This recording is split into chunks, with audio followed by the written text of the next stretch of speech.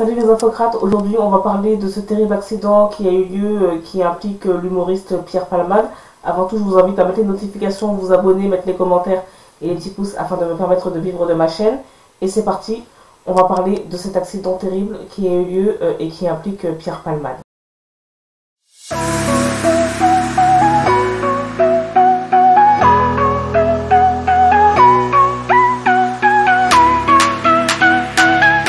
Alors, il y a eu un accident qui a eu lieu dans la nuit de vendredi à samedi.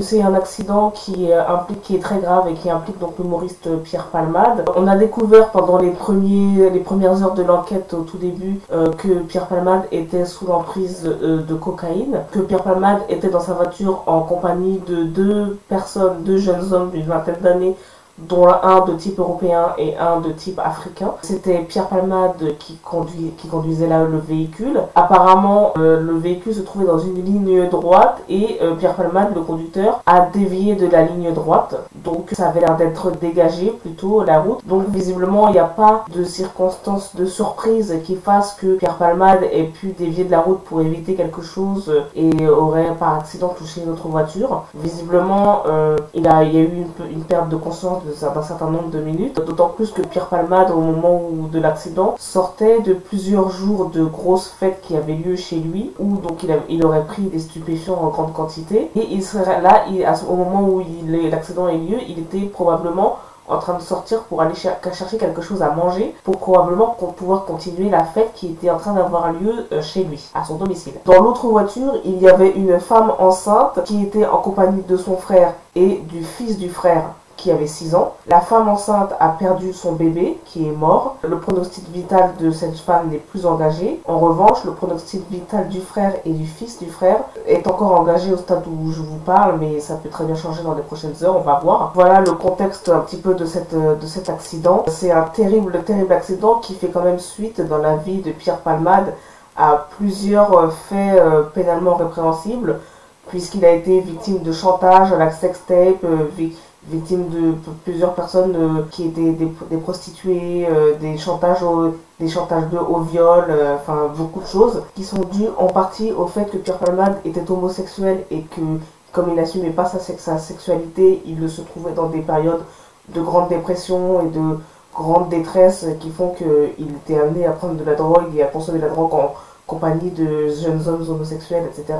Il y a un contexte dans la vie de Pierre Palmade comme ça, de grande solitude, de grande détresse, de grande dépression et de prise de stupéfiants en compagnie de jeunes personnes qu'il ne connaît pas d'avant. Et jusqu'alors, il y avait quand même un sentiment comme ça de tolérance et de bienveillance dans le milieu du spectacle vis-à-vis du comportement de Pierre Palmade, d'autant plus qu'il venait régulièrement à la télévision pour dire oui, je vis ça, je souffre d'addiction, je prends des drogues et je vais essayer de m'améliorer, etc.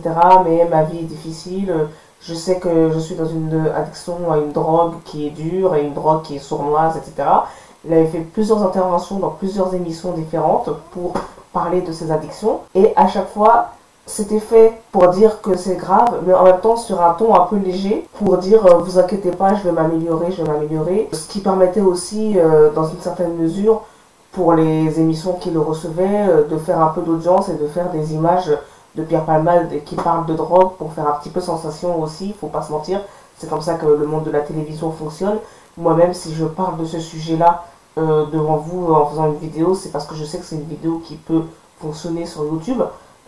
C'est comme ça que ça fonctionne. Même si je ne suis pas là pour dire que je tolère le comportement de Pierre Palmade, le fonctionnement des médias est tel que quand il y a un sujet comme cela qui sort, pour les médias, c'est intéressant de le sortir en termes d'audience. Ceci étant dit, on constate quand même que le dossier ne sort pas par hasard, puisque les journalistes sont des gens qui sont en contact très régulièrement avec la police. Et il se peut, c'est très possible, c'est ce qui s'est passé par exemple dans l'affaire Adrien Quatennens, c'est possible que la police sorte les affaires pour atteindre une personne en particulier. C'est ce qui s'est passé dans l'affaire Quatennens, ou en tout cas, il y a des forts soupçons que ça se soit passé de cette manière, et il y a aussi des forts soupçons que ça se soit passé comme ça aussi pour Pierre Palmade. Parce que on soupçonne que si ça avait été une autre célébrité, les faits ne se seraient peut-être pas retrouvés dans les médias, parce que pour que les médias soient au courant, il faut que les éléments de l'enquête se retrouvent dans les mains des journalistes. c'est-à-dire les documents, les preuves, les PV d'audition. Enfin voilà, le dossier ne se retrouve pas par hasard dans les mains des journalistes. Donc il y a un soupçon que les journalistes aient sorti cette affaire parce que c'était Pierre Palmade. Peut-être que les policiers aient sorti cette affaire parce que c'était Pierre Palmade. Que le monde du spectacle, dont certains ne soutiennent pas Pierre Palmade et dénoncent le comportement de Pierre Palmade, le monde du spectacle se positionne aussi sur cette affaire en prenant cette distance avec Pierre Palmade. Donc on va voir dans la suite de l'enquête qu'est-ce qui va se passer. Mais cette affaire n'a déjà plus rien de neutre à ce stade. Pierre Palmade risque jusqu'à 10 ans de prison pour homicide involontaire et blessure involontaire.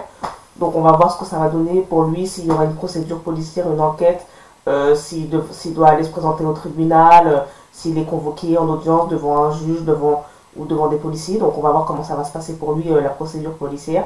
Ce sera très, très difficile pour lui, faut pas se mentir. Ceci étant dit, il va pas falloir pour le public confondre cette affaire avec l'homosexualité de Pierre Palmade. Ce n'est pas parce que Pierre Palmade est homosexuel que ces faits sont arrivés. Donc il ne faudrait surtout pas s'en prendre à la communauté homosexuelle en disant ce genre de personnes commet ce genre de choses. Ce n'est pas comme ça que ça se passe. Pierre Palmade est responsable, certes, mais ce n'est pas parce qu'il est homosexuel. Il est responsable parce que c'était un adulte qui était sous l'emprise des stupéfiants. C'est pour ça qu'il est responsable des faits qu'il a commis. Donc on va voir comment ça va se passer pour lui, mais Pierre Palmade est responsable parce que c'est un adulte et pas parce que c'est un homosexuel. Voilà, c'est la fin de cet édito et je vous dis à bientôt pour un prochain édito. Salut!